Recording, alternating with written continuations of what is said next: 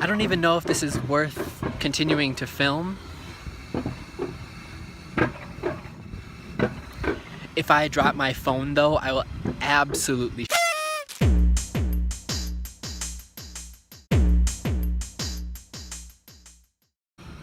Well, actually, I could just stop the car and pick it up. Oh. My decision to visit Iran goes back to about 2011 when I started learning Farsi Persian, which is the language that's spoken in Iran. And I have continued to learn it up until now, and I wanted the opportunity to use it in practical situations. I've done the same for other languages that I've learned in other countries, so Iran is really no different. Currently, it is not possible to fly to Iran directly from the United States, so you do have to fly into the European continent or somewhere else in the world beforehand. So I flew to Istanbul through Turkish Airlines, and I also took Turkish Airlines from Istanbul to Tehran. Here we have the entry into Istanbul, which was lovely. I spent the night in an airport hotel so that I could fly to Tehran the next day. I didn't want to do 2 flights at once. I was so tired after the first leg. So I boarded my Turkish Airlines flight to Tehran the following morning, and the in-flight map was a little bit suspicious because it showed Tehran just under Moscow. And no, that's not where it is. I was a little bit concerned because I thought there were maybe 2 Tehrans and I booked a ticket to the wrong one. Fortunately, about 3 hours later, we did end up in Iran, and I was very happy that I ended up in the correct country. Here you can see we are coming into Tehran's Imam Khomeini International Airport, south of the city. Once you get to Iran, I recommend changing your US dollars to rial. You'll get about, in the best circumstances, 34,000 rial to a dollar. If you take smaller bills with you, you will get a lower rate. I had 20s, so I got about 30,000 rial per dollar. Once you are leaving the airport, you will see that Tehran has a ridiculous amount of traffic. I did not even get the worst of it on film, but there are just cars everywhere, and let me tell you, the road rules of the United States do not apply whatsoever. It's crazy how people are just in and out, cutting each other off. It's really a sight to see. And it's definitely lively, that's for sure. Don't expect any casual drives in Tehran.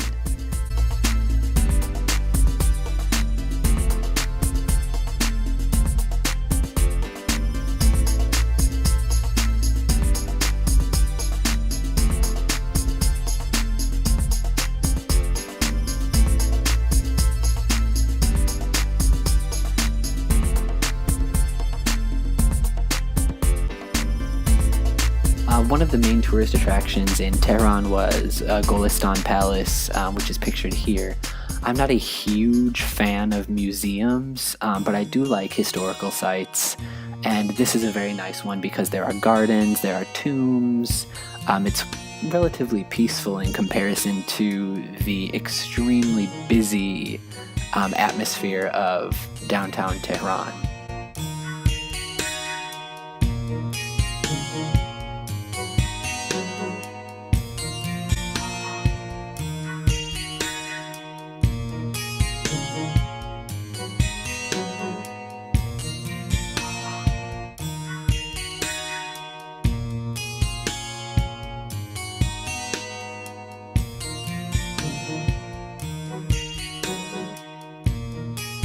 Going home after a day of touristing in the city, we did decide to take public transportation for a change of pace. During rush hour, it is crazy, so I recommend staying away during those hours. It's extremely crowded. The subway cars are quite small in comparison to those in DC, at least where I come from.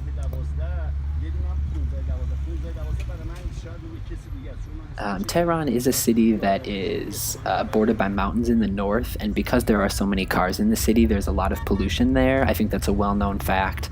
If you're sensitive to smells or car exhaust, in great quantities, I would take care. It is definitely noticeable when you're out and about on the streets.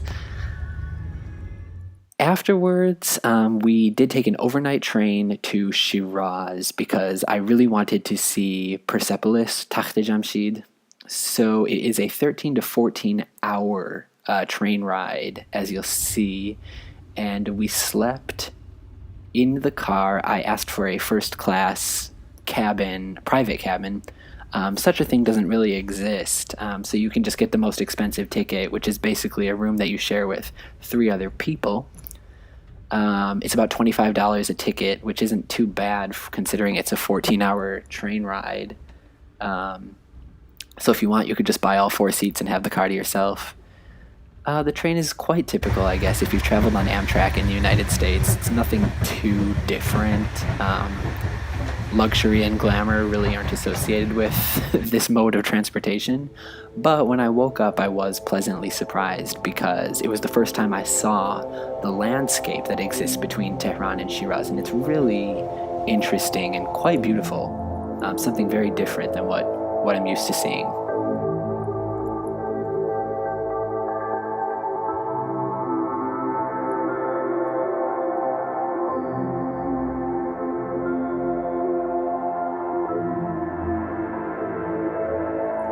We exited the train a few stops north of Shiraz proper because we were visiting 2 historical sites in the north. It was really quite a deserted area, but somehow we got a taxi to come pick us up. I was really pleased about that.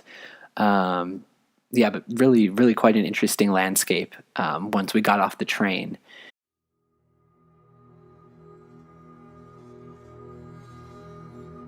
And the 2 sites that we were interested in seeing that day were Takht Jamshid, which is Persepolis, and also Nakhsh Rostam, which is nearby, but it's actually pictured here. And it is 4 tombs built into the side of a cliff. Very, very beautiful site. And in addition to the 4 tombs, there is also a mysterious building that nobody really knows what it's for, but it's really interesting to see nonetheless. It's possibly like a Zoroastrian fire temple, or it could have just been a storage hut. Nobody really knows. Anyway, this site is extremely old. We're talking like way BC, like super old, and it's probably some of the oldest architecture I've ever seen in my life, so I was very pleased about that.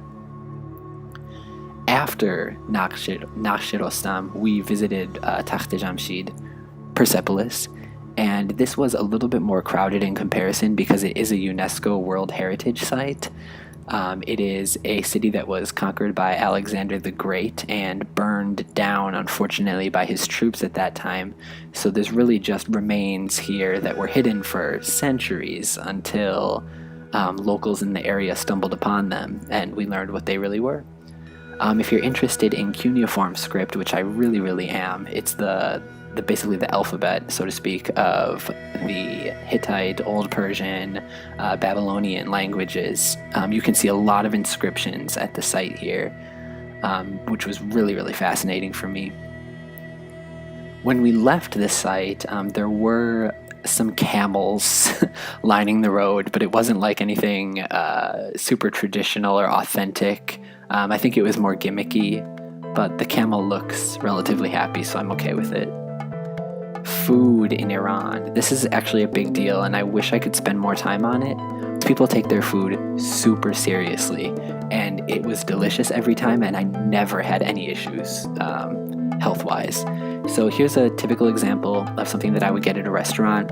It's basically chicken in kebab form, some grilled vegetables, and rice that is topped with saffron. You'll generally get the rice at every meal. Whether or not you get a meat dish is up to you. There are a lot of vegetarian options, and it's just delicious and very cheap. I think this meal cost maybe $6, which is like a third of what it would have cost in the US. So very delicious. Don't worry about the sanitation or anything like that. Iran is a modern country in the most important respects, and you shouldn't have anything to worry about there if you just use common sense. Shiraz is an older city than Tehran. Tehran is like less than 300 years old, really, as the city that we know it as today, whereas Shiraz has been around for, thousands of years, I guess, in some capacity. So you can see that there's a lot of historic buildings, and there's some controversy because they're knocking some of the buildings down to create newer ones, but I mean, you definitely still get a flavor of this really authentic Iranian city, historical city. Really quite nice to look at. Still busy in terms of car traffic, but very nice. Now, there are also a lot of historical sites in Shiraz, such as the tombs of Saadi and Hafez, and you can see that there's a lot of visitors at those sites because poetry is a huge part of Iranian culture, and I completely understand why there were so many people there paying their respects. Lovely sights.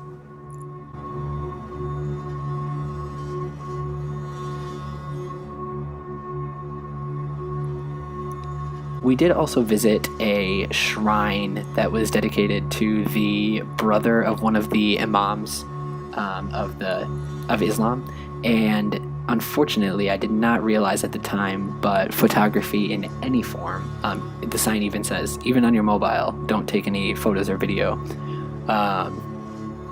We took it, so I apologize for that, and I won't show any more of this site. We did take some lovely pictures and video, but I highly recommend visiting the site if you are in Shiraz. After Shiraz, I did have to return to Tehran. We took the overnight train again. We had a lot of spectacular views on the way back, which was nice, and obviously because it was an overnight train, I did sleep, probably like 8 hours of the journey, which helped. Very nice altogether.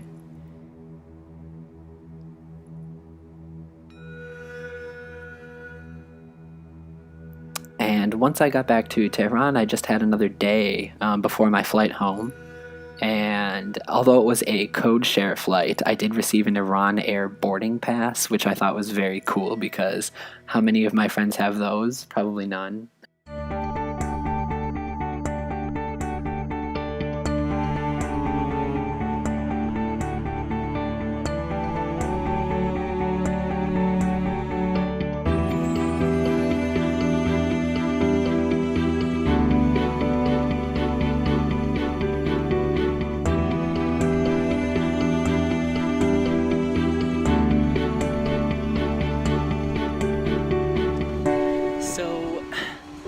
I'm on some type of cable car. I have to control it by myself. I'm pushing down on a gas pedal with my hand right now. It shouldn't really be up to me when I stop this thing, right? I should just keep going and only stop if the person in front of me has stopped. So I don't know.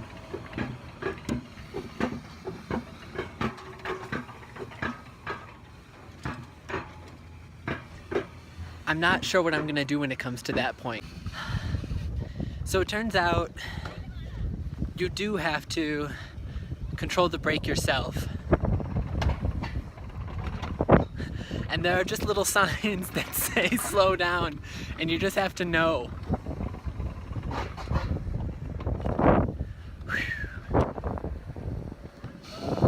It's beautiful.